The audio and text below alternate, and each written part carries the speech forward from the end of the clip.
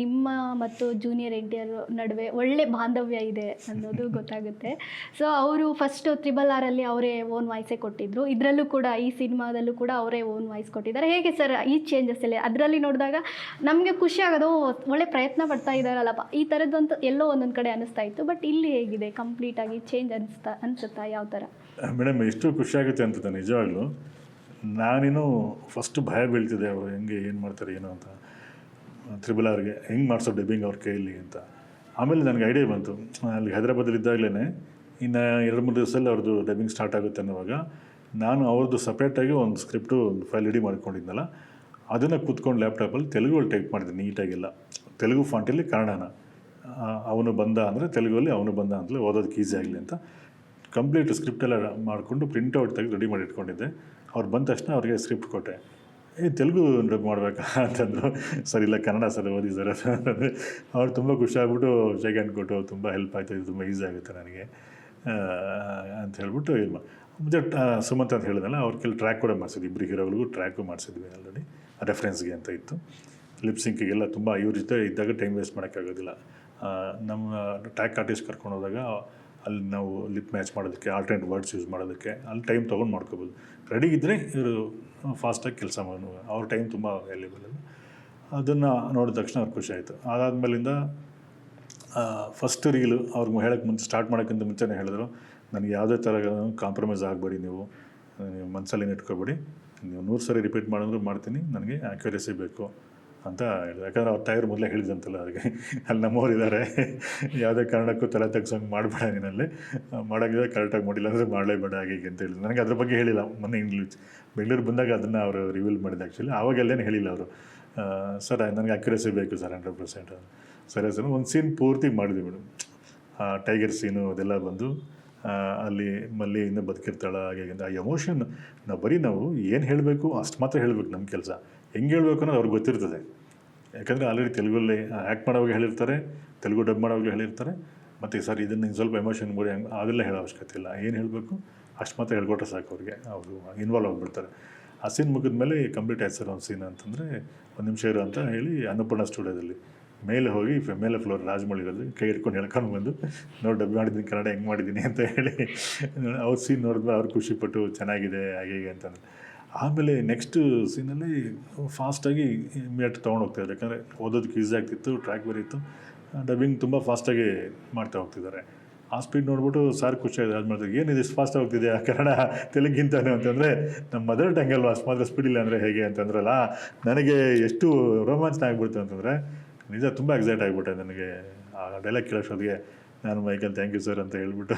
ಅದು ಆ್ಯಕ್ಚುಲಿ ಖುಷಿ ಆಗುತ್ತಲ್ವ ಸರ್? ಯಾಕಂದರೆ ಎಷ್ಟೋ ಒಂದು ಸರಿ ನಾವು ನೋಡಿರ್ತೀವಿ ಸಿನಿಮಾಗಳಲ್ಲಿ ಅವ್ರುಗಳ ವಾಯ್ಸೇ ಇರಲ್ಲ.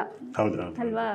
ಕನ್ನಡ ಬಂದರೂ ಕೂಡ ಅವರು ವಾಯ್ಸ್ ಅದು ನೋಡೋದಕ್ಕೂ ಒಂಥರ ಅನಿಸುತ್ತೆ ಇರಲ್ಲ. ಅಂಥದ್ರಲ್ಲಿ ಅವರು ಕನ್ನಡದವರೇ ಆದರೂ ಕೂಡ ಕನ್ನಡ ಸ್ವಲ್ಪ ಕಡಿಮೆ ಮನೆಯಲ್ಲಿ ಪಾಪ ಅವ್ರ ತಾಯಿಯವ್ರ ಜೊತೆ ಮಾತ್ರ ಮಾತಾಡ್ತಾರೆ, ಮಾತಾಡೋಕ್ಕೆ ಬೇರೆ ಯಾರೂ ಇರೋದಿಲ್ಲ. ಅದನ್ನು ಹೇಳ್ಕೊಂಡ್ರು.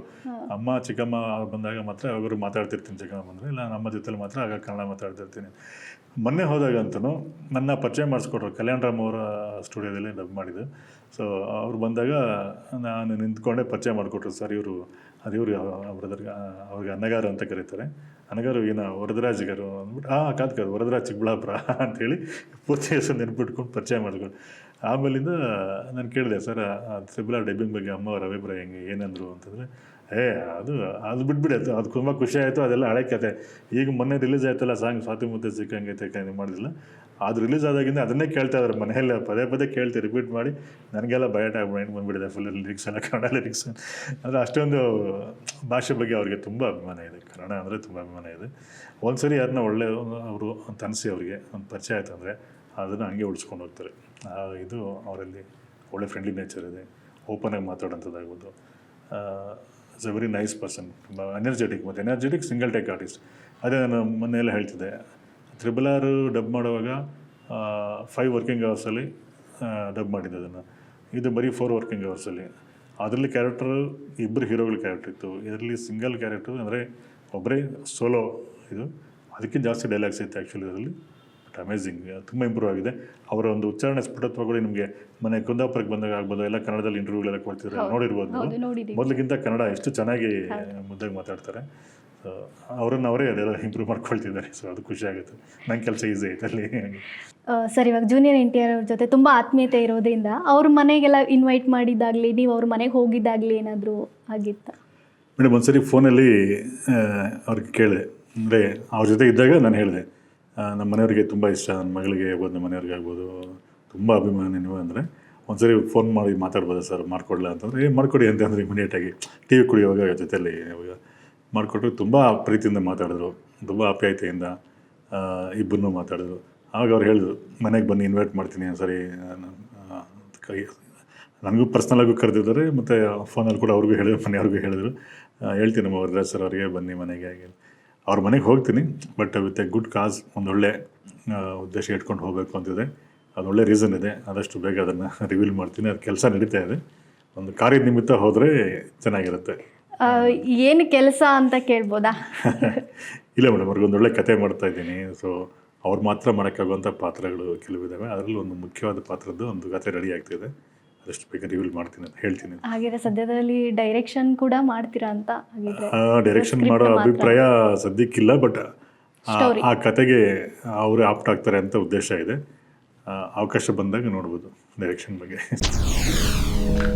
SSTV ಸಿನಿಮಾ ಜಗತ್ತಿನ ಕ್ಷಣ ಕ್ಷಣದ ಸುದ್ದಿಯೊಂದಿಗೆ.